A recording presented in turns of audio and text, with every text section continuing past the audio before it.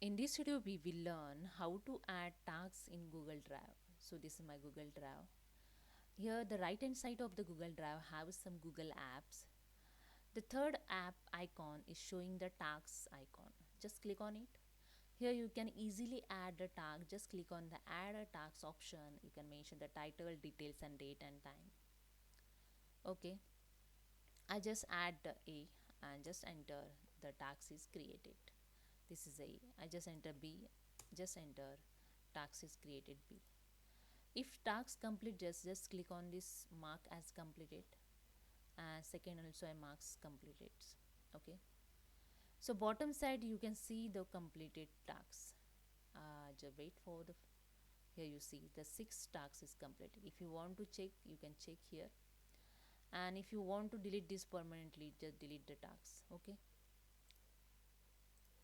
you can delete it and just minimize the drop down list.